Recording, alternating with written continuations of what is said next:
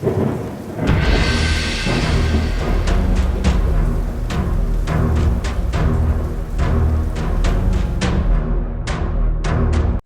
up, Pedal Sword? Welcome back to the channel. So today let's talk a little bit about The Bad Batch Season 3, Episodes 6 and 7.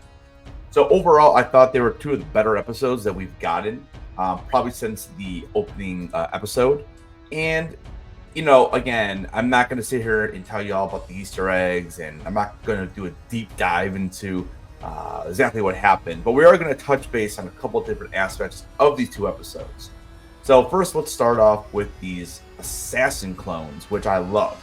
I don't know who it's going to end up being. I have some theories, which we're going to go through in this video, and it will be the main part of the video. But I do like the look of the assassin droids. I think they're mysterious. And, honestly, overall, I thought it was probably the best thing we've seen so far this year. We do get a little conversation about the M count again. Again, it's interesting that the clones have absolutely no idea what this is about. So you would think over all these years that they worked with the Jedi that they would have at least heard the word or the term, but apparently not, because they don't really seem to understand what it even is. The other thing I want to mention is Crosshair's development in Season 3 has been much, much better than I ever would have thought. I really do like slow burn of his character development, turning kind of back into that good guy or that good role model. So again, I know I had said in my last video that I thought that them taking the episode and literally taking the entire time to kind of come around with Hunter was good. And I think that this was like a good payoff for that, because again, you can kind of see how it's not just automatically turning. And that is probably the best thing that I've enjoyed about the season number 3. Overall, though, let's talk about that assassin droid. So Crosshair does mention that the Empire actually did try to turn him into one, but because him being defective, they couldn't do it. So I thought that was a neat little callback to the original season, season 1, when we saw how Hunter and Wrecker and Tech and Echo and Crosshair were all different type of clones, which is what gave us the series to begin with. This all started when they chose not to kill Caleb Dune, which, we found out later on was Kanan Jarrus. Most of these two episodes, it is kind of like a cat and mouse type deal. I like the sniping back and forth between Crosshair and the one assassin clone. I thought that was a really cool sequence. Reminds you a little bit of like Call of Duty, like one-on-one Call of Duty, right? But that was cool. I really enjoyed it.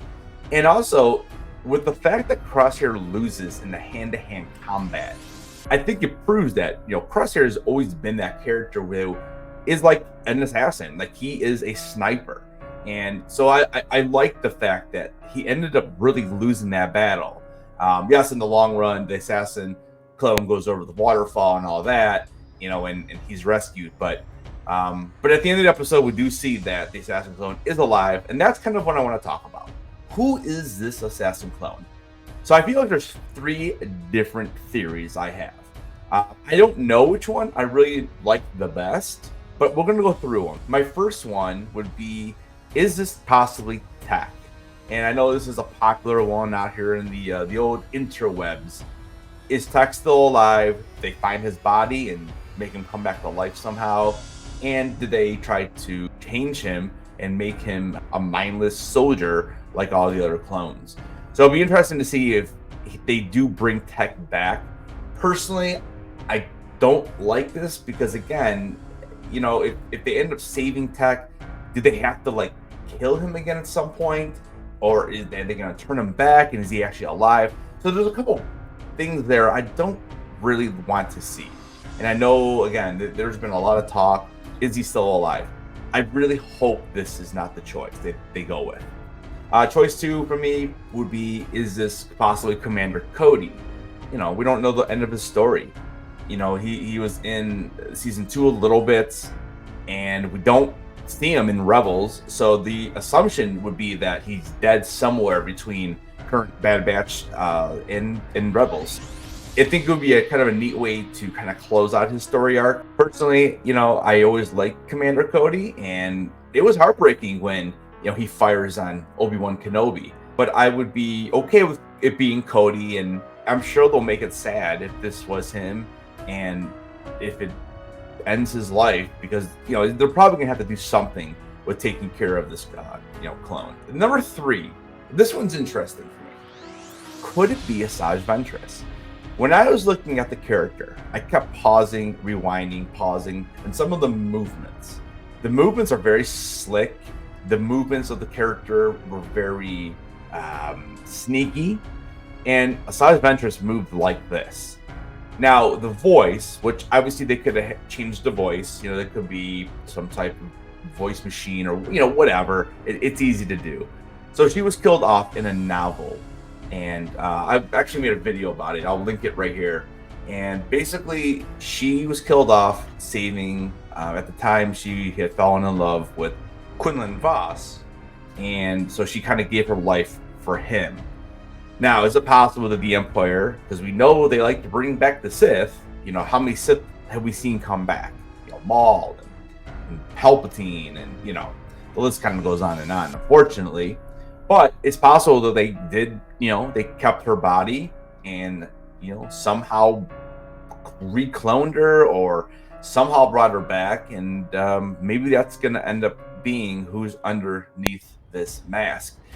It would be interesting because maybe she was dead, and I know a lot of people don't want her to come back to life, even though technically the novel is not considered canon, I don't believe, because the novelizations of all these books that are written typically are more of like legends. But I know a lot of people like the way that she actually died. It's funny, I never read the book personally. I didn't even know she died in it.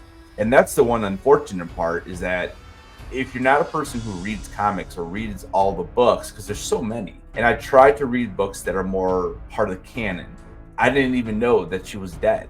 And I think that's one of the more disappointing facts of what they do with Star Wars, is because there's so many different authors that create these books and these stories, and and it's hard for a regular fan to just know what exactly is canon and what is not.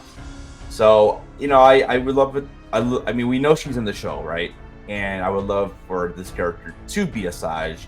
And again, how are they going to play it off? I don't know. I mean, I guess they could put some type of chip in her mind, after they figure out a way to bring her back to life. I mean, how many characters have been brought back to life? I mean, yeah, I get all that, but I mean, I don't know. I think it kind of satisfies people who enjoyed the book that much and don't want her to come back, and then it kind of helps explain where she's been all this time. But here's my biggest thing: if they're gonna do this and go this route, they better mention that she gave her life for Quinlan Vos. You got to bring that into play here. You can't just say she died and not give us any type of background. Like, we got to be more consistent here, Star Wars. But yeah, overall, I did enjoy episodes 6 and 7. I know it was a lot of, like I said, a lot of chasing, but we get to see Hauser. We get to see that Fireball clone was pretty cool, which I believe he died. The one who was spraying the flamethrower. I thought that was pretty cool. Seeing Rex again is always great. And one little tidbit here too, at the beginning of the episode, if you noticed, we were at Teth, and that's where Rex sets up his new base camp. And if you did not know, in the original Clone Wars movie, this is actually the same planet that Asajj Ventress kidnaps and brings Jabba the Hutt's son. And that's kind of like what the whole storyline in the Clone Wars movie is. So, small spoiler there. The movie's not that great, but yeah, so it kind of links together, and I'm wondering if they brought back Asajj this way, and there's your Easter egg, I guess, right? So I don't know, guys. Let me know down in the comments. What did you think about episodes 6 and 7? Who do you think is going to be this assassin clone? I have to believe it's going to be somebody big. I mean, for them just to make it some random clone, I don't know. I would be disappointed, I think. But, how many theories and stuff do us Star Wars fans have, and then they turn out to be nothing, and, we move on. So, but anyways, thank you so much for watching the video. Hey, guys, this Saturday, I'll be live for at 9 p.m. right here we're doing bricks and BS. We have grown men building Lego sets. Like, what else is better? Over on the community tab, I have a poll. What set should I build? So go ahead and vote. 9 p.m. Eastern. We will be live just hanging out, building Legos. So come stop by and say hi. All right, guys. Thank you so much. Keep those heads on, and I'll see you guys in the next